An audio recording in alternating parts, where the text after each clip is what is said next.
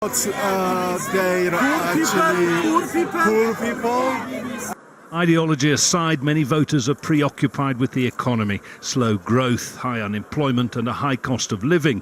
It's a question of who they believe offers the brightest future. Puya Bastani is a fourth-year medical student. When I think about future, I think that many things can change, and those changes can affect my decision whether to stay here in my country or leave the country. But I hope I could stay here, I could practice medicine here, and I could help my people. At this historic place, the queue of voters has stretched around the block. This is an election that has generated huge enthusiasm, not least because it poses two very different questions about the future of Iran, whether to continue to adhere strictly to the principles of the revolution that was talked about in this mosque almost 40 years ago, or whether to opt for a more moderate view in recognition of the fact that, at least here in the cities, for many people, times have changed. Inside the mosque, voters discussing their choices on social media. In this election, even the candidates were on Instagram, broadcasting their rallies live to millions. This man was one of the Islamic Republic's first foreign ministers.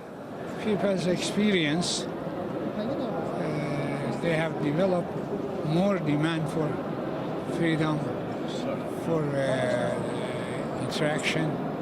Supreme Leader Ayatollah Ali Khamenei urged voters to turn out in great numbers, a sign to the world, he said, of Iran's determination.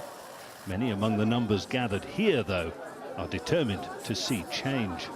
Jonah Hull, Al Jazeera, Tehran. And we can take you live to Tehran now and speak to our correspondent, Andrew Simmons. We know, Andrew, that voting has been extended by, what, 2 hours? That's right. I'm here at the Interior Ministry where that announcement was made half an hour ago, so the polls close in an hour and a half. And I've just come over the road from a polling station. Large queues there as the sun starts to go down. I had a tour around the city to a number of polling stations. Absolutely packed. Hard to gauge, though, the overall turnout. The figures we have at the moment nationwide are 30 million. That's out of a eligible voter population of 56 million. So that's not a huge number. However, there are many, many people still to vote. And, of course, also other data to come in to work that out. We won't know the official figures of turnout possibly until Saturday. The real target for the traditionally favourable high turnout will be the reformist moderate camp. Rouhani will certainly be hoping that his people have turned out in big numbers. The big risk for him was apathy because of the bad performance of the economy, and we've seen now, because of the ramping up of the rhetoric and the negative campaigning, something more of an enthusiasm amongst young people to get out there and vote. How the older population feel is a little bit more reserved about it, but then Iranians are passionate about their presidential elections, and you can see that on the streets, Felicity.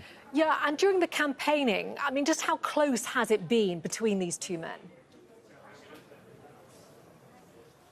Well, if you'd asked me that question 6 months ago, it would be a walk in the park for Rouhani. Traditionally, second-term elections for presidents just go through all the time. But then with the arrival of RAISI, Ibrahim Raisi, who was 17 years of age when the Iranian Revolution took place, he has risen through the ranks of the judiciary. He's very, very conservative with a capital C. He doesn't necessarily, you would think, appeal to younger voters, but then he's addressed this issue of unemployment and the bad situation of the economy for poorer people, the lower classes. He's addressed it with a real passion, and he's made very, very strong promises that many feel are hard to keep, of handouts to the poor, of really tackling the issue of unemployment at a low level. And there's a feeling, it has to be said on the streets, that there's a certain degree of snobbishness, a certain degree of cynicism about the reformist moderate machine, because so many people are being seen now to be, how should I put it, trendy, with flash cars, doing well, out of the extra foreign investment there is in this country. There's not much, but it's perception that counts often in elections, and a lot of people feel that the people who are doing well out of the nuclear deal are the richer and not the poorer. So that's a perception. It's not necessarily true, but that's had an effect on the campaigning and also on the feeling on the ground when he talked to people. However, Rouhani is most certainly the favourite. I spoke to Raisi's campaign manager 2 hours ago. He sounded buoyant, but then when you actually really got into the teeth, the real central issue of turning around this tradition for presidents to be given a chance of a second term, he sounded a bit guarded about Raisi being able to turn around what is a mammoth sort of win that he had in 2013, when in fact, coming back to the point about turnout, when the turnout then was in fact over 72%. Andrew, in Tehran, thank you.